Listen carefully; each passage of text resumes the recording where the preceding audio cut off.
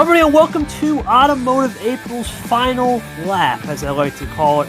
We do apologize for not getting out an episode last week, as we were very busy figuring out how to finish Automotive April, and G, of course, finishing up Archery April at the same time. We'll talk about that in a second, as there is one more match to go in now. We just finished up Auto April today. G, don't want to spoil too much, but looking pretty good on the other side. Maybe some sunglasses out? What do we think?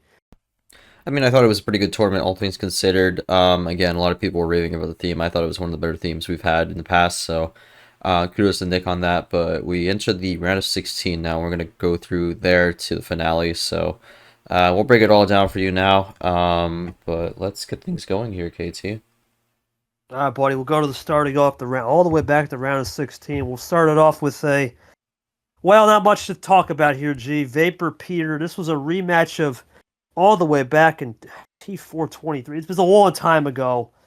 And unfortunately for Peter Onjak, same result. Lost 4-2 that time. Gets swept out of the water. This wasn't close. This was a luck merchant game. Vapor got all the cards and cruised to victory. Nothing really to add there. Thoughts on this one? Pretty classic Vapor win. Quick series. Nothing under over 30 minutes, too. The whole series, under 20. Yeah, no, this was not a great series. Unfortunately, Onjak could never really get it going, and Vapor's just kind of roll with the cards, so not much Onjak could have done there. I mean, I think the biggest thing that played a factor in the result of this one was ultimately how the plus twos and reverses played out, because Vapor was able to get advantage there, and then also 6-1 on the reverses, but a lot of the timing just went wrong for Onjak, and never loved to see a sweep here, but that is what ended up happening, and Vapor is now in the regional finals for, is this the first or second time in his career? I'm not quite sure, but he's usually someone who's more in the mid-pack, so this is a pretty good run for him, all things considered. Yeah, Vapor would have get there, I believe, for his second time. Let me just confirm that. Actually, it might have been third. No, actually, third time lucky, so third time for him. We started back with August 23, as I mentioned, September 23, and then April 25. Third time for Vapor. Good looks for him, though, as he continues to run. At that point, he had won 11 in a row, too. That was something to note of as well. Then Myth and Logan. This was the other game on the same pod. This was a great game. Logan taking care of business, really, for much of that series, up 4-3. Seemed to get everything working, but some late number switches cost him, where, unfortunately, in Game 9, Myth had one of those classic Myth monster hands and finished the job, got the job done in Game 9. No power play. Logan, unfortunately, a tough one to swallow. Had everything controlled. Even used the power play to go up 4-3, but did not get the result he wanted. Tough loss for him. Big win for Myth as he moves on. Talk to me about this one, G. Definitely a game where Logan had this one back pocket, but just let it slip ultimately at the end. Yeah, I mean, I think some of the, I guess, the resilience from Myth here was the big factor in this one, because Logan had the lead, but Logan's kind of been all over the place a bit. Myth's kind of just cool and collected, so he was able to keep calm, keep things going, get the win here. And I mean, Logan had the card advantage as well, so Myth was able to make over that deficit and get the win. So bit of an unfortunate end for Logan here, but he's had a good start to the season, but I think this was definitely one that got away from him. But Myth moves on to the regional finals. I believe this is the second time he made the regional final, so he's looking to make the Final Four for the first time this time and possibly get the job done. It should be a good one. It'll be now Myth and Vapor in another rematch back in T3, of course, 2024. On the other side, we started this one off with a fantastic game. One of the best of the round. Seth Ed, back and forth. Seth had a lot of momentum at some points. Ed had it back. They both stole it. Classic number efficiency. Classic fades from Ed. Had the control up to that Game 8 where Seth stole it back. Got to a Game 9. Down 4-3. Ed finds a little bit more of the control that he needs to get the win and moves on to his second E8. Seth, unfortunately, loses in 9, but a really good tournament for him after where it was a tough March. Thoughts on this one, G? Big win for Ed as he makes his second E8 and really starts to move some needles on some people.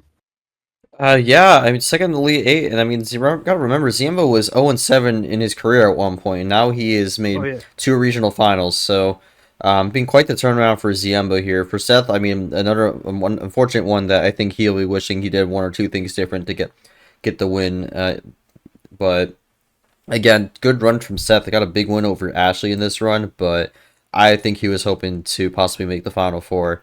So he comes up a bit short here in the sport mode 16. But Ziemba on a pretty good track record the last few tournaments, and he looks to possibly get some redemption here and make the Final Four for the first time.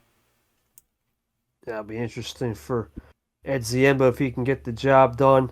Try to find a little bit of rhythm and go from there. He's a player, like I said, can be streaky. We'll see what he can do in that E8. Now, who will play? A lot of people had talked about this one as the once in a lifetime match, and well, Caesar was too much on, I guess, offense in a sense. He was trying to play offense a lot, and Monkey's defensive strategies takes the job done. A tough one for Caesar because, well, gee, I think both me and you have talked about. He needs that big win. There was an opportunity in this region, a missed chance, big win for Monkey.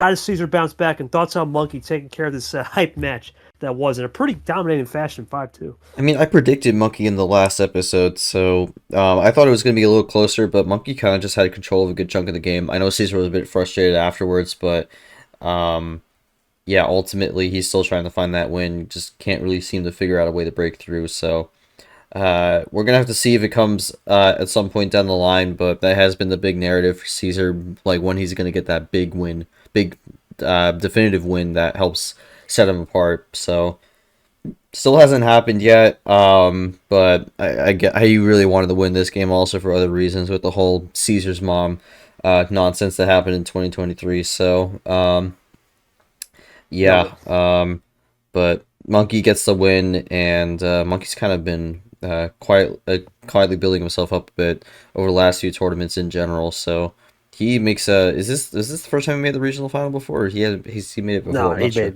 He made it before. So yeah, Ziemba, Monkey, and then on the other side, Myth and Vapor. So I mean, that's two matchups where someone makes the Final Four for their first time. So yeah, interesting how that plays out for the first two regions. Let's jump into Diablo here. Yeah, Monkey made it back last tournament, the last year's same tournament, 2024, and then he made it all the way back in March, but that was more of a clouded one after we gave him that second chance. So really, it's his third, but... Oh yeah, that is true. He did make it in the first one, but... that was something, to say the least, for sure. Next one, though, this was a shocker, G. Larry Yepes. Yepes, clear favorite in this region. A lot of people had said this was his for the taking, and well, I wasn't really sure what happened in that game. A lot of nostalgic after 10 o'clock dark games really go wild, I guess. I don't got much to read. I don't know really if there was a mistake or just Yepes took it too late. I don't even know. This is a crack show, but he did say he enjoyed himself having fun. I don't know. What do you read on Larry again, the upset and Yepes not making it to an E8 here in a region where he had a shot? I mean, this is the biggest win of Laura's career, hands down. This has been a breakout tournament for Laura, all things considered. Beat Bo 4-1, then Clay 4-1 the prior round, but this is a big win for Laura. Was able to stay in it, especially with some of the mind games Yepes was trying to throw in throughout the match. And Laura was able to get the win here. Big congrats to them, and I mean, I'm looking at the cards here for the most part, and this was actually a decently even game. Yepes actually had the card advantage at the end of it because he had the plus twos and the wild plus fours ahead of Lara, so Lara was able to fight back on the cards and get the job done. So I think this is a really impressive win from Lara, and they make their first regional final in their career. So this has been again a breakout tournament for Lara, all things considered, and Yepes. Bit of a missed opportunity here. Still having a great start to the season, but maybe could have done a little bit more in this one. Sometimes you got to really take those opportunities while they can. And for Lara, a big win. He'll make his first E8. Yepes will sit back and watch the drama unfold, though. Started a good season to start off, though, as you said. 6 wins to start the year. Well, gee, this was a game that you needed, and you got it 5-0. Talk to me through it. This is all you here. I mean, I won. That's about it. This is not really close at all, but I'm going to be curious to see how Nam bounces back, because we saw what happened last time. He had a absolute blowout. It took him a bit to bounce back, so going to be curious to see how his T3 performance does, because he got off the ground for this tournament. He got out in round 64 for March, but makes it to round 16 here, gets 2 wins, but I'm going to be curious to see how he recovers from this, because this was a devastating blow here with the 5-0 sweep. Yeah, was not the best working now, but he's a young bulldog. I think he'll come back. He's he's a man that needs something, right? 0-1 to start the year, got his 2 wins. Now trying to build momentum for UG. Big win there. Gets the rematch with Lara, of course. We all know how that went the first time, taking care of business in the old 4-2. I was back in T4, a lot different circumstances, though, where we was just trying to fight off relegation. We'll see how that one plays out as you move forward. I believe that was your fourth Elite Eight. Fifth, no, was it fourth or fifth? Something like that. Fourth It or was fifth? it was my fourth, yeah. Right. Yeah, fourth Elite Eight. I just want to make sure. Fourth Elite. So G making his fourth, Lara making his first. So then we go to the next match. I'll take this one. Yeah, me and Andy. This game was weird because obviously we had the whole lingering DQ. Got that done. Everything was good, obviously. Just miscommunicated. This one, we're serious. Andy really controlled a lot of the game, I would say, early, especially at his homestand, and I controlled it at my homestand. It was back and forth. Ultimately, I just had that 10 bagger at the end of game 8 where he was playing ISO, I was playing ISO. I just got the draw seed to work in my favor. And there was not much Andy could have done. I don't think he had much there, G. It was a case of I think he learned what he had to learn that game. I think he's now better for it. What else is there to say? I think this would be my 7th Elite Eight. There's not much really to say. Thoughts on this, or we got to move on? I don't got much to say. Yeah, I mean, I think Andy put up a good fight here, but I think some of the experience kind of goes outweighed it here. But I think this is a good tournament for Andy, all things considered. I've been kind of impressed with what they've been able to do so far. So I'm looking forward to see how the rest of the season goes. Maybe it could be a fringe bubble contender for the Super League this season. It will be. Yeah, it'll be something to know if Andy can get in the hunt there. Now, this next one was a lot. This was the shocker up until I'd say the Lara game. I still think the Lara one was a shocker. But this was a big one, G. I'm they both knew. gonna jump in. I don't think this is a shocker, and from my perspective. Go ahead. I think it's a shocker for the fan perspective that don't know, because of course to you it's not, because we all know what Gon can do.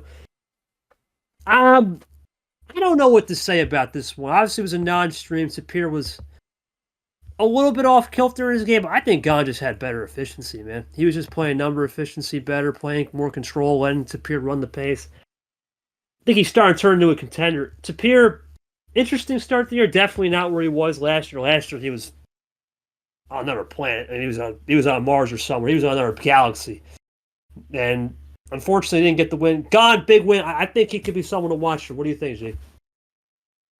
Yeah, I was really impressed with Gon here. I think he's one of the players who has a better grasp on what Tapir can do.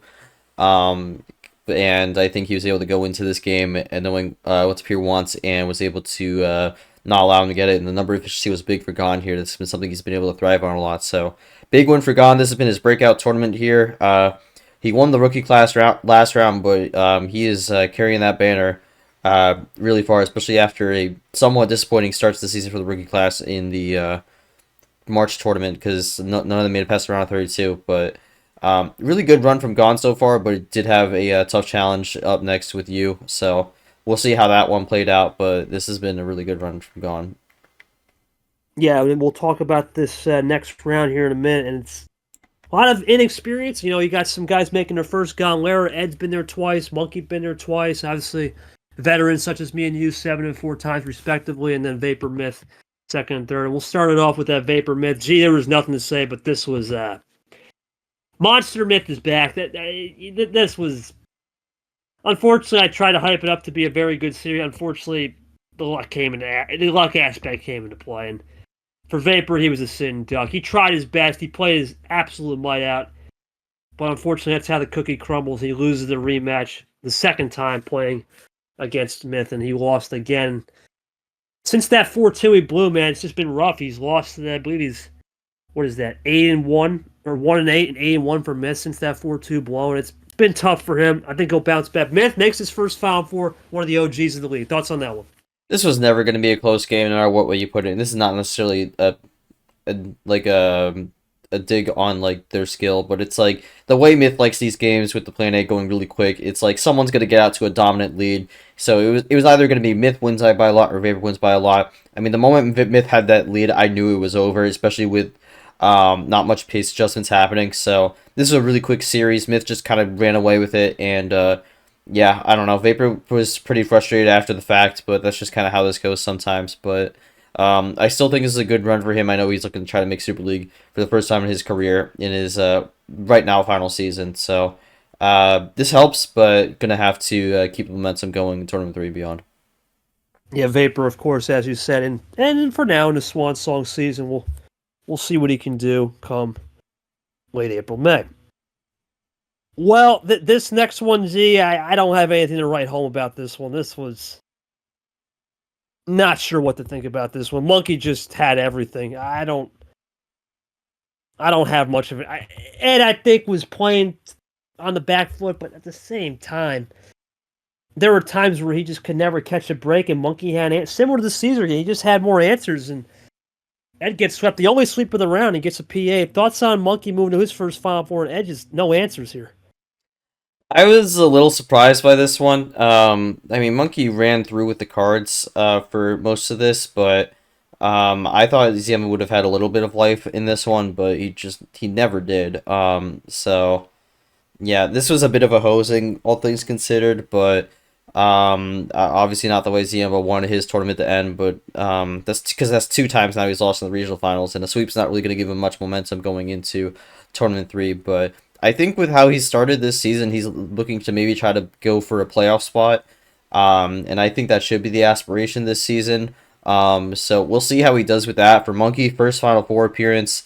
I know he talked about it a lot, that he definitely feels like a lot of people don't think he's good. I do think he's a pretty solid player. I just think sometimes he gets memed on. I think there are a few players who are like that ultimately, but I think Monkey putting in some of the work here to get a good result here, and he makes the Final Four for the first time. It quiets them down a little bit. Listen, if you know the OG stories, man, there were some crazy stories back in the day. There's no doubt. But to see him get his first Final Four, a little bit of that good juju coming back to his energy for sure. We'll see what he does in his first Final Four. Gee, you got this one. And ironically, this would be the next 2 games would really just be a set tone of what happened. Took care of business against Dom, used that momentum, and this one was back and forth. Lara had some answers down 2-0, but you found a way to be more resilient. Talk to me through the resiliency on this win. Yeah, this is a pretty tough game, all things considered. I was a little nervous going into this one because before I had one rematch where I lost and I was trying to get redemption. I've had two matches so far. Not was a new one, but Rogers I played before, Oreo I played before. Oreo I drew against, and then Rogers I lost to. So this was a situation where I'm coming on being 1-0 on the overall record. So I was a bit nervous with this one. Really went back and forth from the start, but I think I was able to find some answers here and there, and ultimately I did take advantage of the 2 power plays in this one to get the wins. But this was a close one. I hate to end Laura's breakout run like this, but I really needed this Final Four personally, especially with how last season went, and yeah, 3rd Final Four in my career, looking to keep things going all the way. And me versus Monkey is an interesting matchup because that technically could have happened last season, but I lost, so that happened. But yeah, it's an interesting Final Four slate, and I think it gets more interesting, especially when you see what happened over in the Jaguar region, if you want to take that one. That was a disaster. 100% disaster on my end. The whole day was a mess. Things I don't really want to talk about. If you know, you know. Wasn't going to happen. Just the way I woke up, the way things were happening. Dog comes to my door. That's all I'm going to say, and it went downhill. But regardless, it was back and forth. I'm proud of what I put in because it was a back and forth game, man. He outplayed me in certain aspects, I will say, especially on number of fish. But regardless, I think this was God's time. In my heart, it was his time to move forward. I got to respect that. We'll take the loss here. Great start to the year. Can't even complain. We'll move forward to T3. If we're gone, though, let's focus on him. Now, at this rate, I don't see him anymore as a promoter. I see him as a contender now. Think about where that rookie class was. As you said, nobody had made it to the round of 30, or round of 16 onwards in March. This man's the only one to make it past the round of 16 onwards. Everyone else is still stuck in the round 32 or just hasn't even won a game yet. I think this is for real now. I start to see the vision. I see where what makes him special is sure is that number efficiency, but just never panicking in any situation for the most part is where he got to me. That's all I really can say. I think that's the two things you had said in the preseason too, just the number efficiency and a little bit of that never panic feel. I think you had mentioned that in some of the tape. And that was definitely on display for sure. And most of his run was like that. He had to go back to the first game he played with Cap, and that's what we talked about. Well, how he was going to do against the big giant of Cap, and he was able to handle that low tide very well. That's what I got. Anything you want to add for sure? Nothing really to sweat on my end. It's been a good start, I would say. Good start for you, but I was really impressed with Gone in this one. And again, I'm very high on this rookie class. I saw them all play last season, and I think a lot of them do have potential to do stuff. Some a little bit more than others, but Gone, I was expecting a run out of him this tournament. I said it before in the last episode. I was not expecting it to be this tournament, but he has gone on a run. He's getting some good wins here, so I'm very happy to see Gone do well, make it the Final Four, and I expect more rookies to follow suit in the coming tournaments here as they look to get their footing here. But Gone has been on an absolute run. He's the first 15 seed to ever make a Final Four. So now there's only two seed lines who have never made a Final Four, and that's the 11 line and the 16 line. 11 is still bizarre to have never made a Final Four. 16, I'm not really sure when that's ever going to happen, but who knows? Maybe that'll probably happen in D2 if anything. But again, really good run from Gone, and I'm super impressed with what he's been able to do. And then on your end, I think you've had a good start to the season. And I mean, we're going to be talking about the AP Top 25 list when we come. I do think we're going to see your name towards the top there and on a lot of lists, but we'll discuss that when we get there. Yeah, but you know, Jay, I think I get to a point where I accept it. You know, I'm not a guy like you said. It's a good start. A lot of people have always said KT's not really much of a player in T2 through 4. It's kind of funny how I started my career in 2023 with the 3rd and 6th. 2 years later, starting it off with a 3rd and a 6th. So that's something to keep in mind. Well, that might be a little concerning for tournaments 3 and 4 then. Okay, good news on T3. I'm not on vacation. 2 years ago, I was on vacation. No vacation this year. No vacation. That is good. That's good. That's gonna help. Yeah, that's gonna help. No, and we don't have to. I don't have to stick to one card start. That's good because of internet. So that's gonna help. No vacation, but we'll see how it goes. All right, we'll go to the first Final Four, which was you and Monkey.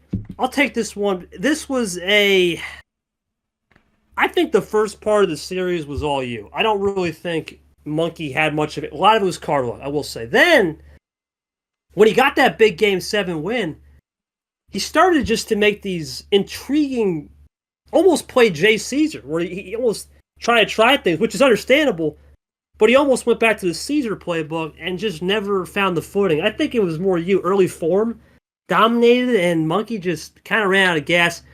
Big win for you on the 6-2, man, but I think for Monkey, say what you want. The guy's got 4 wins to start the year. I know last year he had about the same, I think, or maybe I think he had more actually. That's crazy. I think he had 5, but he didn't have a Final Four. I think if I'm Monkey, I'd rather take this than last year. You got your first big run, your first Final Four, and you get to go in there and get a medal regardless because of the way the rules are. Thoughts on Monkey's run and big win for you, man, to take care of business in one of the classic OG games that never happened. Yep, and I made the finale for the first time, so 3rd time's the charm in this round. I was up 5-1 at one point, and I know there were some people who were thinking about what happened in the last time I was in the Final Four, so that was a little bit nerve-wracking, but even when Monkey got that win, I made sure to stay composed with that, and got that last victory there. Use the unique method of the power play, which I think you were really confused about at first, but then you figured out what I was doing. Yeah. But yeah, that's kind of how that goes. But 6-2 won that one. I think that was probably the most fortunate I got in the cards so far in this run. But you know what? I think I'd rather take that than losing. So that's kind of how it goes. But we'll see how the finale goes, but the opponent I get, I mean, no matter who I got, Myth, Gone, I mean, I have history with both, so it was going to be an interesting finale nonetheless, but we'll cover that game now with Gone Myth. I talked to Seth about this when I talked to the spectators. This was I think, a blown opportunity for Myth. You know, he was down, he's down 4-1, then it gets down to 5-2, then it's 5-3. You're thinking, oh man, it's 5-4. The thing is, Gone was down to 1 Myth had 2 power plays, 5-4, and in the last game, he admits, oh yeah, I could have won. That was the most confusing part of this game, where Myth I don't think he used a power play the whole tour. Didn't use one against Vapor, Don't believe he used one against Logan. Ghost, no. Maybe LaPlante, one game. That's it. He only used one power play the whole tournament. And he doesn't use his resource. Is this more of Myth blew it, or do you think it was a case of Gon's early form? He barely hang on. He survived this one because Myth had a golden opportunity of 4 wins with 2. But you think right there, surely you used one, but not a single one used. That's something to keep in mind moving forward for sure. He only used one power play in the entire tournament. That was against Vapor, and that was to go up. That was go up 4-0. Right. So, it was also actually no, never mind. I'm lying. But yeah, I mean, Gon got up to an early lead, and despite Myth having the comeback, he really did not get distracted from the end goal. So, yeah, took advantage of Myth being a bit slow on the power plays and got the job done. So, Gon in the final. It's the D2 former D2 player versus the D2 commissioner. I was excited for this one, and I knew a lot about Gon going into this, so I knew what I needed to do to try to get the win here. But, I mean, do you want to? I guess, do the reveal of how this finale went? Maybe do a little drum roll here. Yeah. Well, G, you got the job done, and you joined me in the old Winners Club. Congratulations, buddy. Oh, real quick, I forgot to mention, third place game did not happen. We should always mention that. That's going to happen tonight. Ironically, we don't really care about the result. That's just more for data. Just had to get that omen. But G, big win for you. Gets the job done. Literally 2 hours. We're going to talk about that more in topic 3.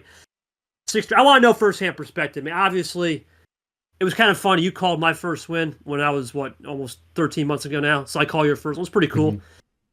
But your thoughts, man. I want to get the firsthand perspective. You know, what was it like playing this guy? It seemed this game had a lot of runs, a lot more garbage time ammo. We talked about that. And then you used the classic, now coined vet power play move where you iced him out on a double. Thoughts on that? Yeah, I mean, I knew Gon was going to be tough to break through in terms of the mind games. So a lot of it more was just how I was playing instead of talking on the table. I mentioned it in the stream. I was considering at one point to maybe bring out some of the D2 Rana Uno strats for the fans, but there wasn't really a situation where I felt I could do that. So didn't quite pull that out, but. I mean, there were times where I was able to get the right timing on a lot of the cards.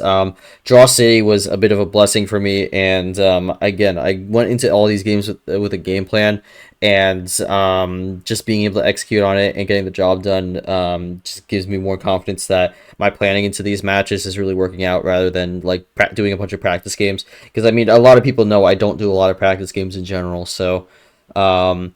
Being able to have the theoretical aspect of the game win out for me really was good to see, and the mentality as well. So glad to get the job done. I did a similar power play than I did in last tournament in the last round, where I just blocked the power play from happening on Gon's end in both ways, actually, the back-to-back and the Uno. So that put me in a good spot. And ultimately I'm glad to get the job done. Took the checkered flag, and I think the theming for me with April really worked out because I'm a big racing fan. So happy to get the win, happy to be back in Super League. Don't gotta worry about the rest of the season in terms of making the playoffs. I'm just gonna be focusing on seeding now, and I get to choose the May theme. So again, I do make the D2 teams with the help, of course, from Short, Yoshi, and the commission team, but gonna have a little bit of a few good ideas here, especially if people like the D2 themes. Just don't do that one where with the mother. Don't do that one. We're clean, okay? We're that Mother's Day May was not one of my ideas, so that will not be happening. Monkey May will not be happening either. Sorry to disappoint. Sorry, Monkey. Sorry, buddy. I know you're trying to be Tarzan, but you ain't Tarzan. Anyway, and there's no month that starts with a T anyway. So you couldn't do it anyway. We can make up a month. We can make up a month to start with T. The fridge for Monkey. If you know, you know. Anyway, we'll talk more about your wins. Obviously, we'll do the winners interview in a bit. But it was a good tournament. I'll kind of talk about my perspective. Obviously, from a host perspective, everything we wanted. You hate to get DQs, but 2 of them were just unfortunate situations, in my opinion. think the scheduling was ridiculous. The fact that we were able to get what 5 days, 3 rounds, Elite Hmm. Eight on. That's all on. That's all onto you guys. I can't stress that. The team matters, but really, it's on the players to get the scheduling, especially with Gon's schedule, where we know he's very busy. The fact they were able to get this in the morning, that's why you saw a front end morning feel for the last couple rounds. It's a little different. We didn't get those prime. Usually prime time, it's nice, but sometimes that's going to happen. Saw last year with T2 a cap. I thought it was good.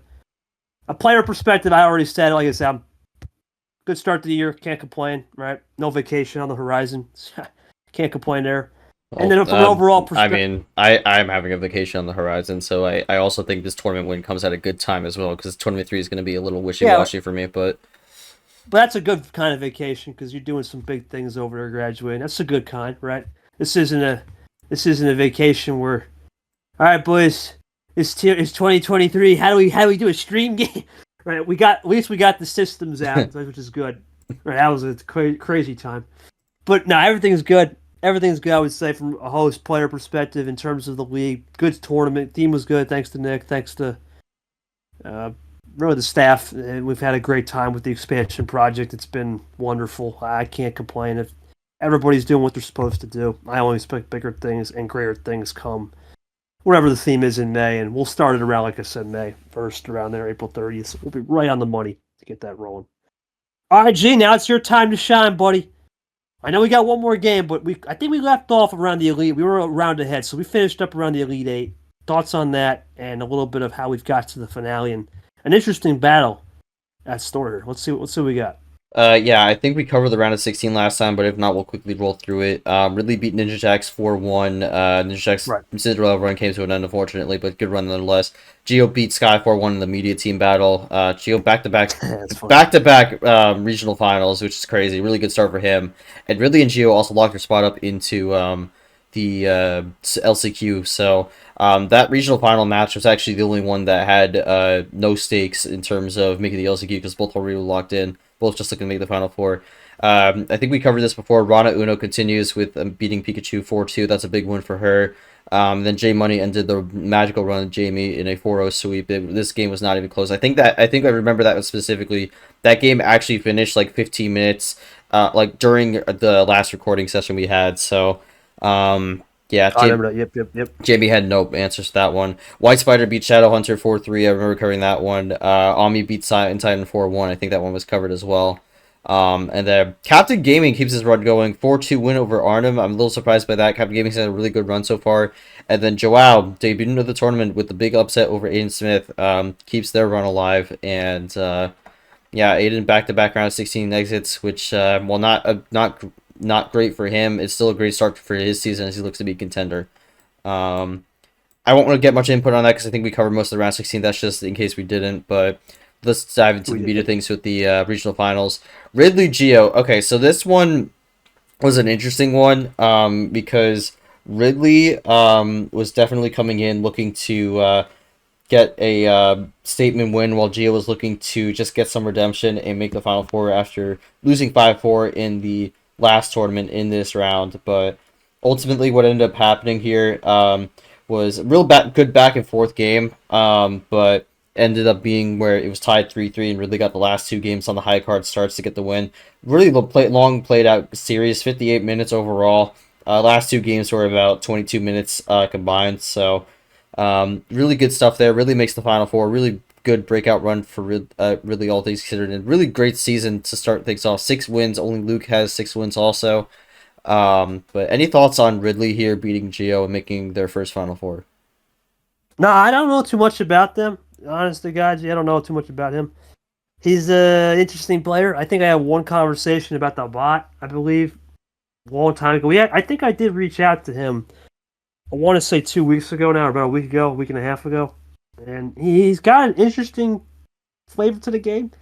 Don't really know his style. It's hard to know when you don't watch a lot of these guys. I did try to just tune in a little bit because it was my boy Gio, because he's the media team. But even then, I asked him a little bit how he did. I think he got a little bit outclassed on some. He does. It's not even mine. I don't know what to call it. It's more. It's fake plays. I know they don't. Uno draw green +4. That's not a real. We all know it ain't a real play, but it's more of a game of just can you just get over the fluff. And unfortunately, it didn't work for him. Good start to him. Really good Final Four. We'll see what he can do moving forward. That's good. You want to get yourself at least a berth in the LCQ. That's one way to do it for sure.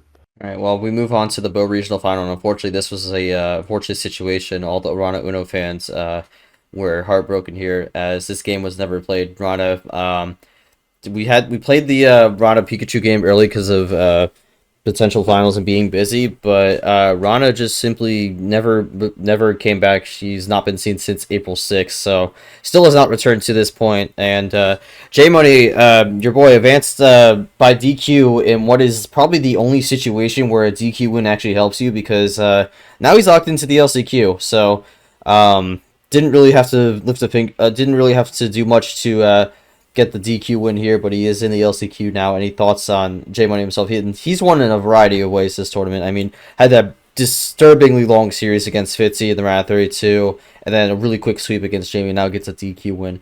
So, any thoughts on J Money here? I know he's your buddy, and he makes the Final Four for the first time. Just his second tournament, so really good run from J Money. But any thoughts on him and just in general what happened with this regional final? Yeah, I taught him well, obviously. He copied the KT playbook. No, look, at the end, he's his own man. No, he's a good kid. At the end of the day, you got to know how to be resilient, win those long games, even excruciating, painful ones in the sense of Fitzy. I'm not going to really say much. You never hate. You hate. Listen, I know I'm not the biggest fan of Rana, right? We all know reasons why. But you don't want to see that. At the same time, we still have no file on that. We have no idea what happened. Legit, don't know. We'll see what happens come T3 on that respect. In terms of Jay, he just got to stay locked in. Job's never finished, and I think it's all about just composure with him. He's been through the ringer. When you threw through the ringer of every type of match, long, short, in the between, everything, and every type of advantage you can see from Fitzwater, who plays 20,000 things. It'll battle test you, and we'll see how he did in his Final Four for sure.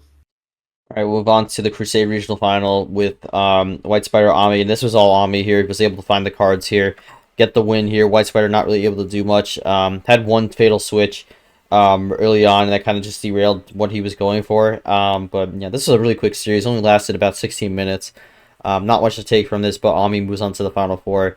6 tournament appearances. He's been here since the start of D2, and now he finally makes his first Final Four. Any thoughts on Ami being able to stay committed and finally get to his first appearance into his big accolade in his career? That's good for him. And sometimes those OGs are due for one, and I think for Ami, it's about similar to Jay, composure. Right, you've been here, man. Now you're, I guess, a veteran of the system. You definitely, when you make over 5 tournaments. In general, you're really a novice, but really in this case, with how the class system is just veterans versus rooks and whatnot, or experienced players versus rooks, you're now a veteran. You now have been here. You've been through every round. This is a Final Four. There's no real difference in a sense, right? It's still best of 9. There's nothing crazy. There's no major format. It's been what you're used to, and that's a good way of settling in at home compared to something new like a best of 11 where you have to readapt. We saw with Luke and Mark. Good win for Ami. Congrats to him as he'll play J Money in the Final Four. All right, then we'll move on to the last regional final on the D-Flex. This was a very bizarre one. I think a lot of mistakes from Captain Gaming overall. Tried to run low to start things off and then got completely bit on it, and then it was just kind of scrambling all over the place. A lot of weird plays and a few mistakes. Joao stayed sharp throughout this one, and it's now 5 out of 6 tournaments where a person making their first appearance makes the Final Four, so kind of a bit of a trend we've seen with D2 thus far, but Joao wins at 5-2. Capped Gaming, I mean, this was just kind of a disaster on the board, all things considered, but still a good run nonetheless. Any thoughts on Joao making the Final Four and just the trend of they been really doing well in their first shot? Yeah, I don't know him at all. I don't really know him that well, unfortunately. Sometimes when you don't know, if you don't know, it's better for you, and that's what happened to Cap. I was high on Cap Gaming, man, because I talked to him post T1 a little bit, and I talked to him about his ammo efficiency, where he's been really trying to work on that. I don't know if he just got lost in the sauce or he got into his own head, but it wasn't there. Maybe a time constraint. Who knows? For Joao, listen, interesting to say the least. I would say similar to what I've been saying with these newer people on the block, you just don't have a read on them. We don't have a read on someone, you can really be dangerous, and that's what happens. We see it in any sport. Rookie comes in or some new kid off the block comes in. Until you get a package where you can read them, they're dangerous until you can figure them out. And sometimes it can be dangerous for a long season. So we'll see how he does in his Final Four against Ridley. But it was an interesting one to say the least, and how we got there. Go with that. All right, let's jump to that one right away. Ridley Joao. I mean, what a series this was.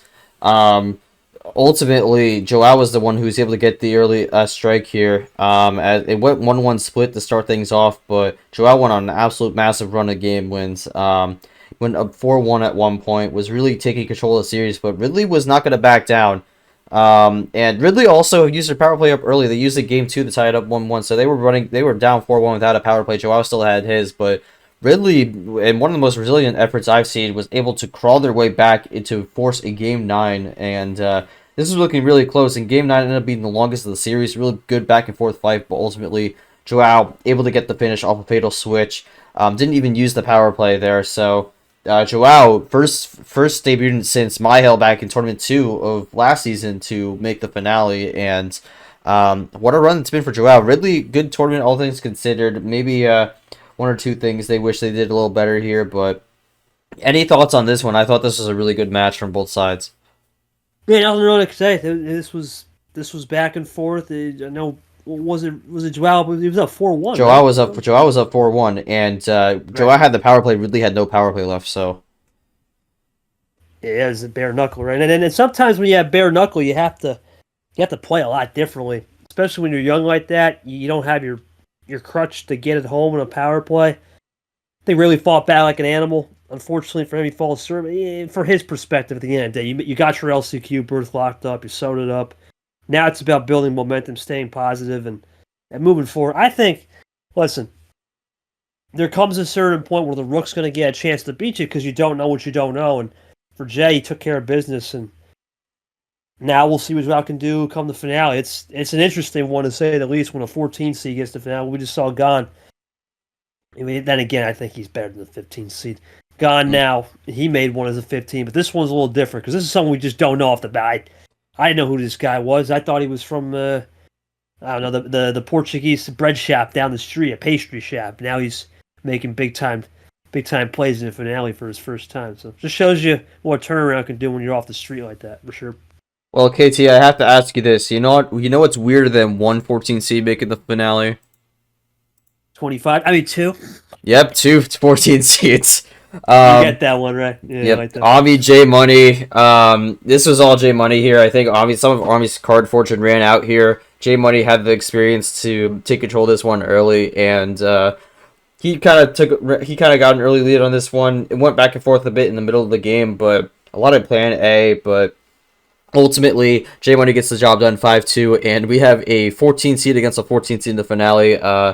Very bizarre turn of events here, but now we'll see one of these Joao or J Money, one of these players will be locked into the D2 championship with the tournament victory. So both looking to do that, but it's going to create an interesting situation going forward with 14 seeds in this finale matchup. But Ami, good run all things considered, but I think some of the fortune ran out and really wasn't able to do much in terms of fighting back, but still a good run. Thoughts on J Money? I know that's probably going to be the person you're rooting for in this finale here to get the win, because I know you'd like to see him up in D1. But any thoughts on J Money getting the win here in this match and expectations for the finale? Handshake policy, you know that rule. At the end of the day, handshake policy.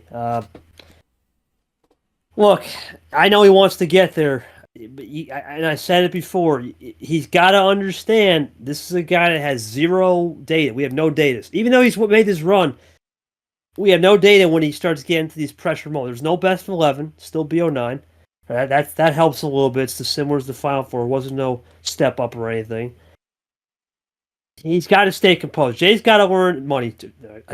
Jay Money's got to stay composed. I know his real name, but Jay Money's got to stay composed.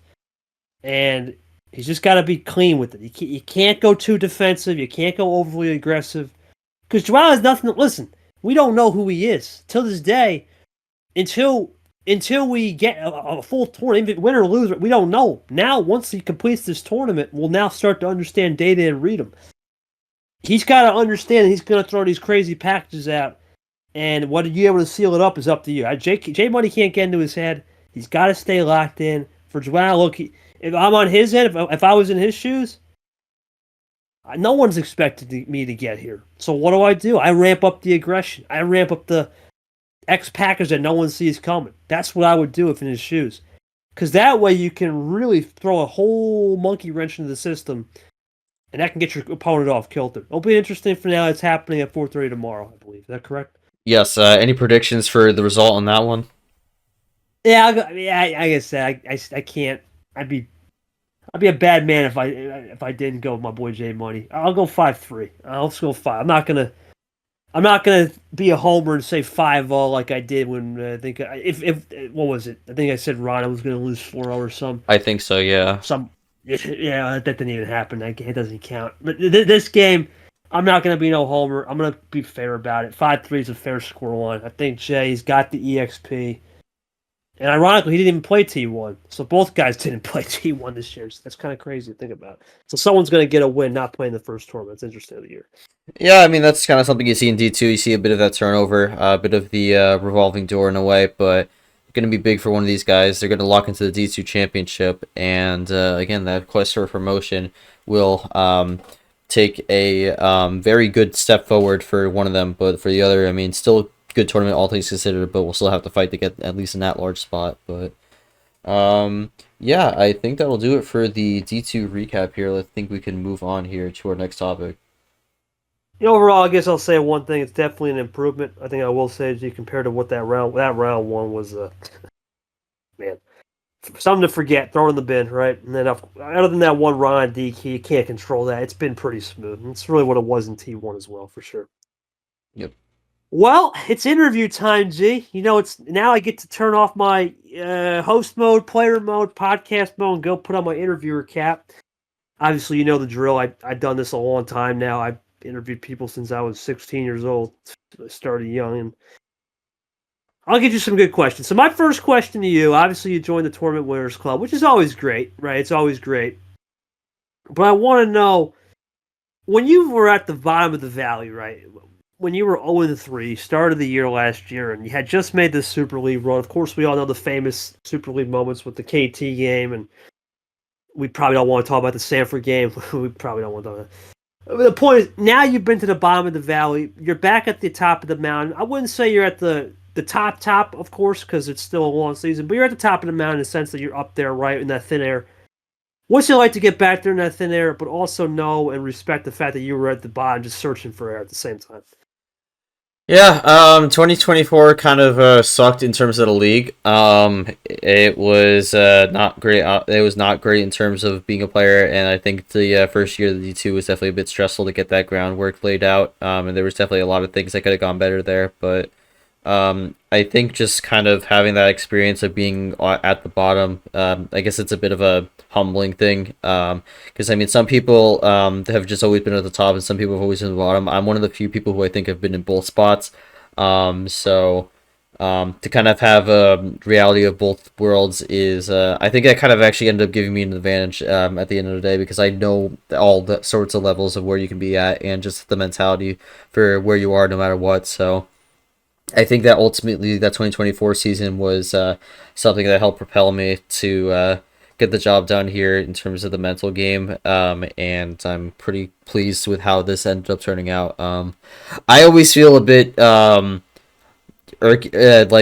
sometimes when it's like I guess like commissioner winning the one of the tournaments, I guess, in a way. So that would be myself included, but I think ultimately I guess with how hands-off I've been with D1 this season, I think it's a little bit... I feel a little bit less irky with it, but still, I always like when the players win, and not necessarily the commissioner, but I'm not going to complain about the win. I'm very happy to get the win. I've been looking for this since I joined in 2023. I felt like I should have won that March tournament in the very first one you did. So I guess to finally get both, that one right? back. Yeah, I guess to finally get that one back is kind of nice, but Yeah, I'm glad I won the racing tournament also because I could make a bunch of racing fun with the checkered flag and also in terms of finishing position. We broke your track record. Not quite a track record, but is the P1. But yeah, but this was 2024, We got big time problems with that motor, buddy. and then 2025 would be like this. They hit. They come across the Hellgale wins. Hellgale will win at Oh, I remember that one. Yeah, I'm 2012 just Homestead. one of the weirdest winners of all time. But yeah, I'm just making a bunch of racing jokes with the audio soundboards now. So yeah, I'm happy to win the racing theme tournament, and I got a lot of exciting ideas for tournament 3. So I'm probably gonna end up having a poll for the commission team with that because I have a few ideas, Sure. but we'll come across with something and make something good for May. Of course, Cody and Zach Lamas and Zach will do the graphics package. We'll find something. We'll see what those cards look like. I'm always interested in the cards as well because that's always cool. Well, gee, I mean, I guess I'll go to I'll transition to the other side. Listen, it's been a hellacious year, right? In terms of trying to run. Last year, ironically, we had turnover. We talked about the turnover, but sometimes when you have that turnover, sometimes you have that chip on the shoulder. You really want to go into a match and just maybe unwind. Do you feel this year maybe playing a little bit less hands-on, as you said, in the D1 workings, and maybe you got a tough time at, I don't know, an exam or school? Do you feel this is becoming more of just a small escape from reality? You can take, I think you finished almost 4 hours the whole tournament, but let's just call it maybe an hour per match. Let's call it with the stream because you were streaming. Do you feel this is becoming more just an escape reality? It's not the end of the world, and you still have bigger fish to fry at the end of the day. I think you said it right there. Not the end of the world. I think that's the biggest thing. I think this is not directed towards anyone specifically, but I think some people take this league way too seriously because at the end of the day, this is Discord Uno. We're not playing for like prize money or anything like that. This is just to have fun. So I think just having that mindset where like obviously you want to win, so you don't want to be like, oh, the result doesn't matter. It's like whatever. But I think having a little bit of that healthy competitive mindset where like I want to win, but like if I lose, so be it. I think that's really healthy to have in this league, and I think that it does play an advantage with not losing yourself in the middle of a match. So I think in general, some people just need to be a little bit more relaxed with in terms of how they feel mentally about the league. Like obviously people get on losing streaks and that sucks, but I think there's bigger things in life compared to losing in an Uno league. So I think that in terms of just how I feel with getting the win here, that's kind of my philosophy with it, and I think that's kind of helped with me throughout this tournament because even if I got down at points, I wasn't really just giving up. So yeah, and I guess that's just the advice I have for other people who, especially people who I think are feeling a little bit mentally all over the place with the league. I would just try to take it with a bit more with a grain of salt because sometimes in Uno, there's you kind of get thrown into a bad situation, and there's not much you can do. So I think just being a little bit more relaxed in terms of the competitive mindset, I think is helpful. Not to say the enthusiasm, break down enthusiasm. I think the enthusiasm for the league is awesome, and I think a lot of people should keep doing that because that's part of the fun. Also, if you're enthusiastic about it, that is fun. But just I think this just in general, make sure you're not going overly crazy about it. Like if you lose, you're like chucking your keyboard and like breaking your monitor or something like that. So we don't want any of that, and that's really just not going to help you going forward with the league mentally. But that's just kind of my philosophy with it, and I think that did help me get the win. But yeah, I think that kind of I think getting the win also helps me a lot because now I don't have to worry about not making the postseason. I will make it. I will be back in Super League this season. So yeah, it was a little disappointing having to sit at home to watch last season with Greece. But now I'll be packing my bags for Thailand, so that's gonna be good. Don't worry, buddy. You got your best mentor right there. Don't worry. No matter what, I gotta go. No matter what, I'm the host, right? So I'll see you there, regardless of what happens. But last question, man. I know you're on a time constraint. I don't want to take too much of your time. Obviously, we know you've got a lot of great plans coming up. We know you talk about a little vacation tease, right? But how have you been able to just manage your time, right? Because I think this is a good way to end it right here. I don't want to go too in depth. We could have went way in depth more, but I know we got a time constraint. How have you been able to manage your time running a commissioner based league where you're the D2 commissioner, playing as well, streaming, school, where you're graduating soon? How have you been able to adapt your life skill. What has the league taught you in a life aspect that you can help as you move on to your future endeavors come post vacation in life?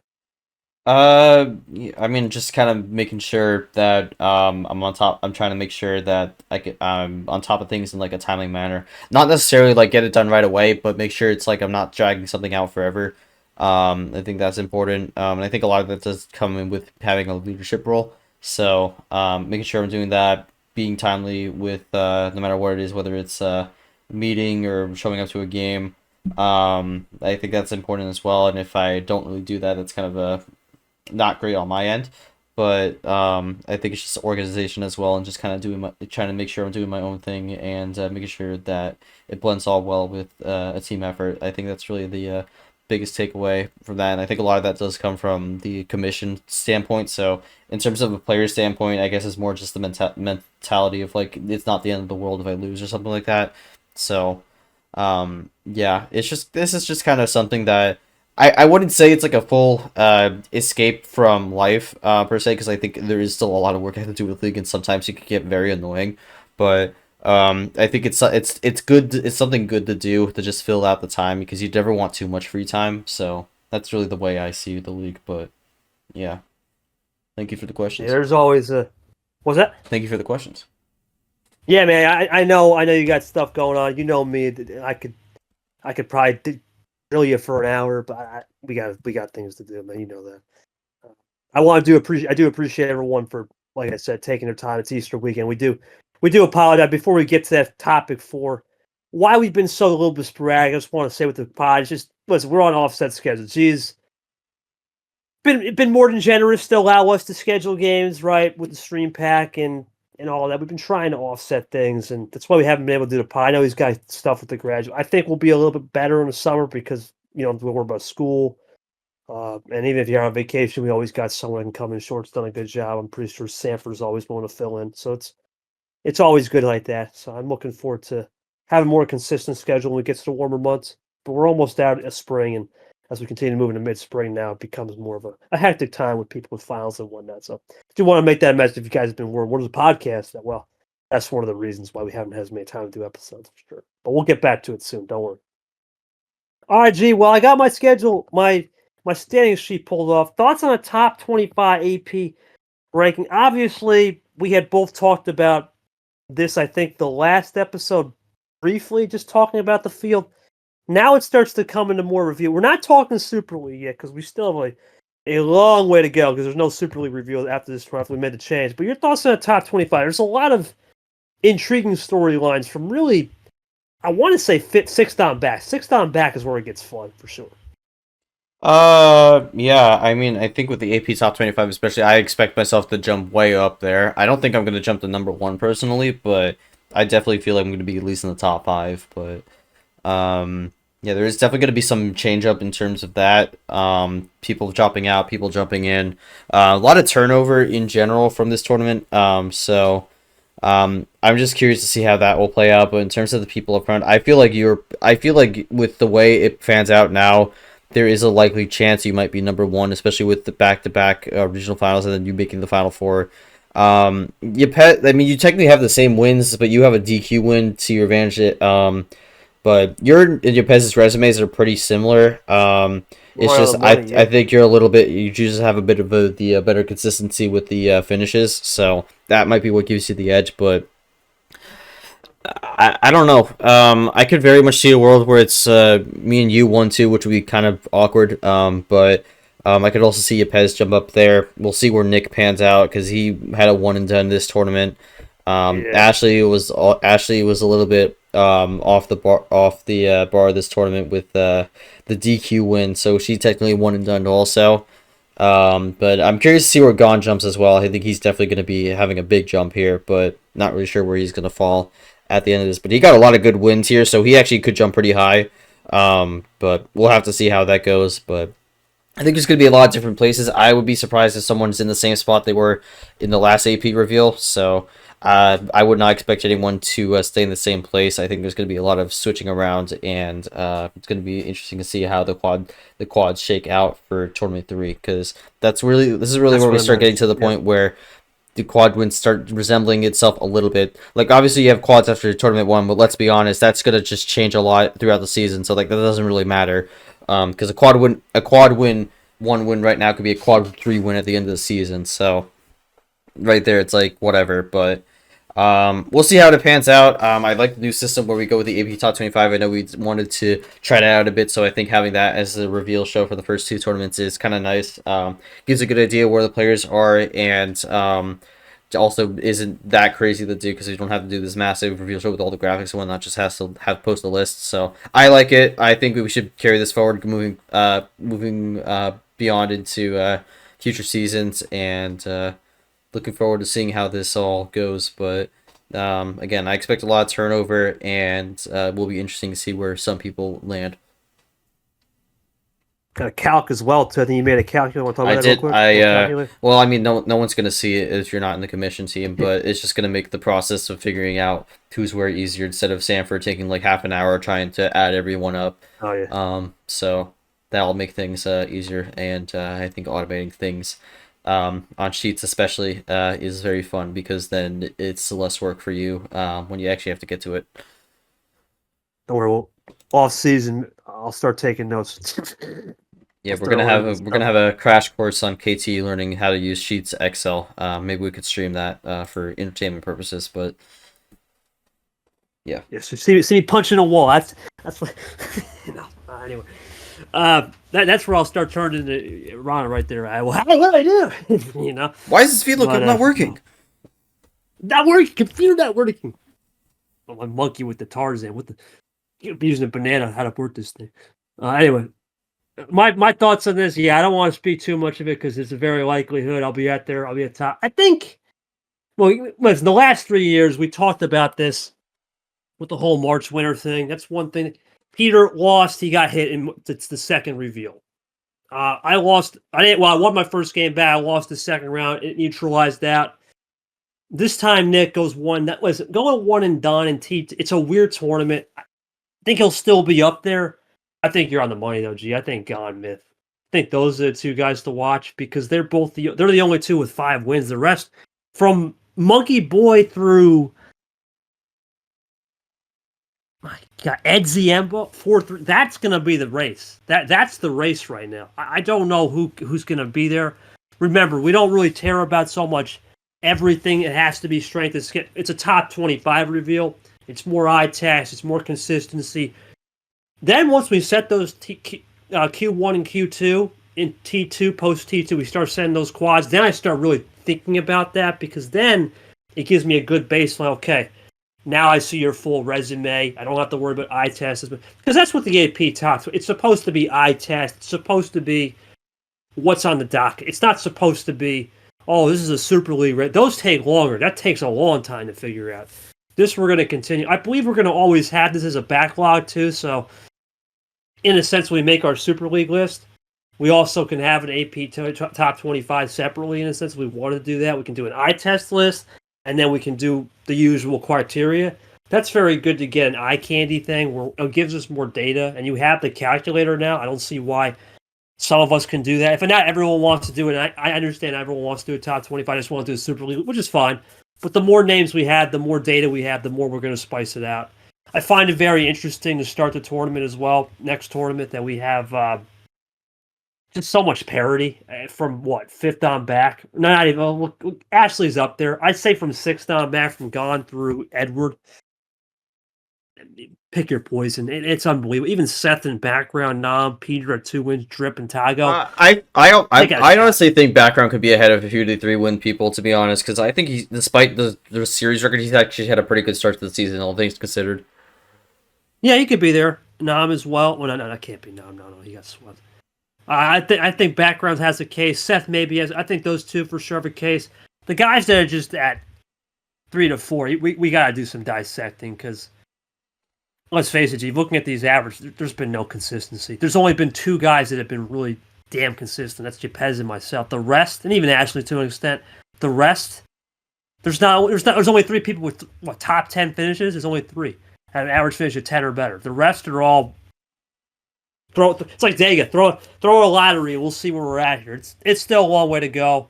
There's Maybe actually it gives hope that. well, there's actually a lot of. I'm actually looking at this now. There's actually a lot of people in the 12 to 15 range for the average finishes. So, Yeah, a lot of Sweet 16s there. Yep, Mhm. yep. That's what you would average out. It's interesting. There's a lot to dissect. I think Mew, Monkey, I believe, gone as well. And no, not Myth. Myth lost round 2, but you three made a Final Four, and you had lost your first round, so that's something to note. Maybe somebody at 0 wins is licking their chops right now to say, "Hey, I got a shot." And we got some massive names that are at 0. Look what you just did, right? So anything is possible, I think, because of the fact that I had said last year was a front end year. It was a front end season. If you had to get your wins in the front end, 2023 was a back end year. I think this year we're not going to throw the front end, throw the back end. I think it's going to be the middle of the part of the year. More of that meat and potato. I think T2 through 4 will matter this year. It's not going to be just a high flyer T1. Okay, we're good. It's not going to be, okay, T4 and 5. I think it'll be meat and potatoes. T2, 3, 4 will matter more this year than, let's say, T1 and 5. Because that's where you're going to build your resume more than just the championship major tournaments, which are more golf-related terms. But interesting start to the year. We'll see how top 25 goes. Early Super League pitcher is the next topic with the D2. We'll talk more with the D2 because that's more in focus. I'll say about the Super League pitcher, you and Nick move forward. We talk about, I have data on this. And we exclude DJ Curtis because DJ should have never made it. Of course, if Levi had played, he would never have 5. I know 5 wins is the lowest that he's ever made Super League, but let's throw in the modern era. If we throw DJ, I believe the lowest is 6. You gotta think here, G. If you have 6 or more wins, especially if you have 8, I think it's the magic number. You're probably in, barring a bad resume. Your thoughts on it? What do you think the cutoff number is going to be? You think it's going to be 6? Do you think it's going to be 7? You think around there? Could it be 5 with how much parity? It's possible too. I think it's gonna be 7. I think 8's gonna be a decently safe number, but I think 7's gonna be a real cutoff. So we'll see how that goes. There's been a good amount of parity so far, but there's also been a good amount of people who are stuck at 0 wins. We have more people. We have more people who are at 0 wins right now compared to this point last season. Because last season it was only 12. This season we're up to 16. So bit of a weird start to the season because we have parity, but also at the same time not parity because some people are still struggling in this first round. But I think we'll see more people get their first win in Tournament 3, and that's when we're really going to be starting talking about the relegation discussion, which we teased about this in the last episode. There could be a change into the format, which if there is, we'd probably discuss it in the next episode. But yeah, it's going to be interesting to see how that goes. We won't really dive into that too much since that's not really relevant at the moment, but it is something to note going forward. All right, man. Well, this is what we have to start talking about because remember, there's only 4 tournaments in D2, so we're halfway through right here. Let's call it like it is. 24-round season. Well, no, I shouldn't say that because of plans. But this is all you, man. Where are we at? Where do we stand? Who's locked into the LCQ? Who's locked into the maybe a good position to get there? Who do you think's already? We obviously know Luke, and then whoever wins tomorrow is locked. But where do we stand right now? Because this matters more because we're almost there. It's getting closer. Well, Luke is locked in. Joao, J Money winner, that will be locked in. But in terms of the LCQ, current people who are locked in right now are Mark, Ridley, Gio. Nathan's a bit of an asterisk. He's technically locked into the LCQ, but he's probably not coming back. So that's kind of like that's chalk. Bree locked in, and then Ambi. So those are the people who are locked in right now. There's a few people who are on the bubble of getting locked in. I'll pull those up right now. And I'd say the people who are on the bubble of like getting locked in are people who are at 4 or 3 wins. So Aiden Smith, Red, Science Titan, those are the 3 who are at 4 wins right now who are on the bubble. And then for 3 wins, Arnhem, Captain Gaming, Mahale, Ninja Jax, Rana, Sam England, who's not coming back, so he's kind of not in there. Yeah. Scars, Shadow Hunter, who is a bit questionable for Tournament 3, so that means something to watch out for, and Taco. So those are people who are on the bubble of making it.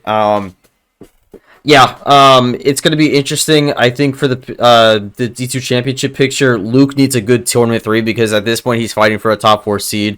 And if he goes out in the first round, back-to-back tournaments, that could be a problem with getting that.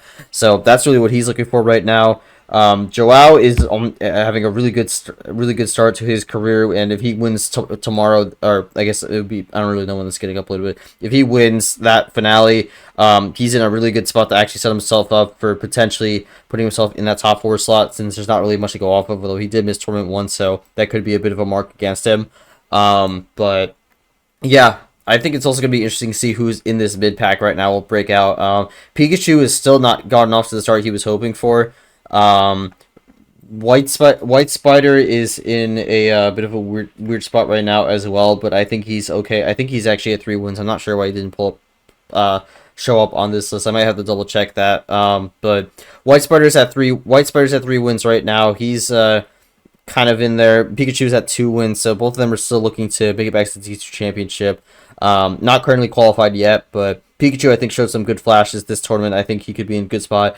Clint Green as well. Not a great tournament too, but had a good February, so he maybe could have a bounce back. He's just got to return to the server when he's ready. But Clint looking to possibly go on a big run here, but we'll have to see. And then there's a lot of people who have 2 wins right now. Evan, someone you might have to watch out for. Marcus completely blew his game in the Archery April, so he's looking for a rebound there. And then Sky could look to be in contention. Maybe Deleted as well. Deleted's had a quietly consistent start. Emmy's someone you have to keep an eye out for. And then some people who haven't had the best start thus far, who maybe could be popping up. Puzzle Dan, possibly. He has 1 win, though.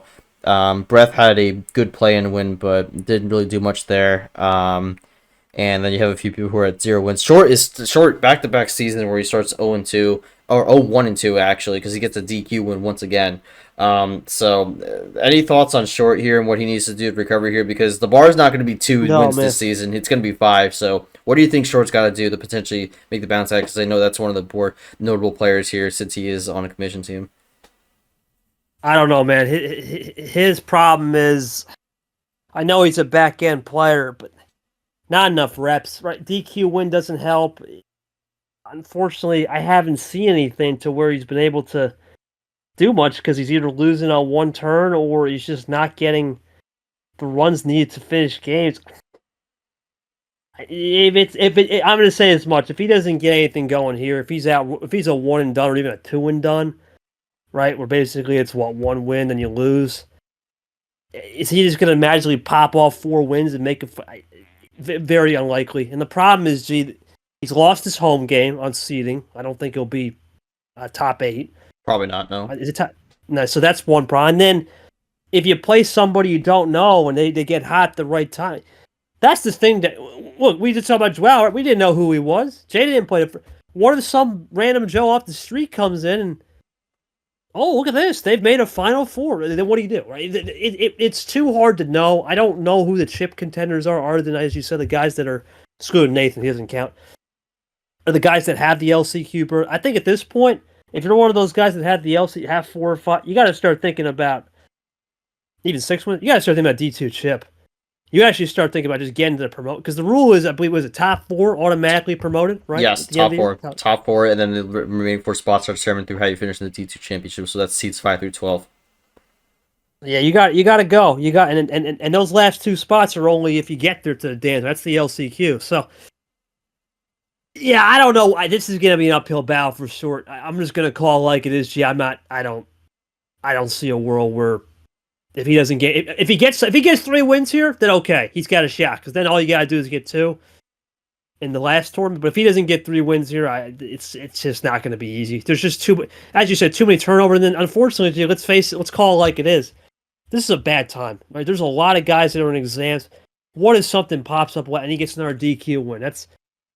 You hate to say it, but that's always a possibility in these round ones. It's so unpredictable where you don't have the base, and I pray for him, but at the same time, it's just so hard to know. There's just so many unknowns, like as you said, with turnover, where anyone can get hot and anyone can get a rhythm. So we'll see how it goes moving forward. I think it'll be an uphill battle. As for the other guys, I think you got to look at J Money, Joao are in a good spot. Obviously, Luke, he can't afford, like you said, if he loses again round 1, then all of a sudden we went from a guaranteed promotion to he's going to have to fight in the D2 chip. And is that what you want? No. That would be a blown opportunity. I still think White Spider could be someone to watch, with Pikachu, they're starting to get their footing and never count out. As crazy as it sounds, guys like Aiden Smith, and I know he's a controversial figure, but Cody Smart, you can't count him out. He's doing a good job against those Sweet 16s. That's all you really got to do. You make 3 Sweet 16s, G. That may not be a top 4 spot, but that's putting you in a really good spot to fight for the D2 chip and then take it from there. So that's where I'm at with that for sure. That's my outlook on what's going on. All right. We'll see how that goes. I think one prediction I'll make is I do think someone will make the D2 championship that has not played yet, because I think we saw that last season where someone joined Tournament 3, got a good run, and was able to make it. So I actually do think we'll get at least one player who was not in Tournament 1 or 2 who actually ends up making the D2 championship. We'll see how that goes. Whether it's outright or through the LCQ, we'll see. That'd be insane though if someone just comes in T4 and does it, because that would be the ultimate. That did not. I mean, we had people come in last season at Tournament 4. J Money was one of them actually, but none of them really did anything. The only thing that really happened was Gubba made the LCQ, but that was a one and done. So I would be a little surprised by that, but I do think someone who debuts in Tournament 3 will actually end up being in the Z2 Championship, whether it's a LCQ appearance and qualifying through there, or just outright getting the win like Nightwalker did last season. That's true. Also, we don't have the 2-win bar. The 5-win bar makes it harder for us, right? That's something to keep in mind. Well, gee, good episode, man. Congratulations on the win, for sure.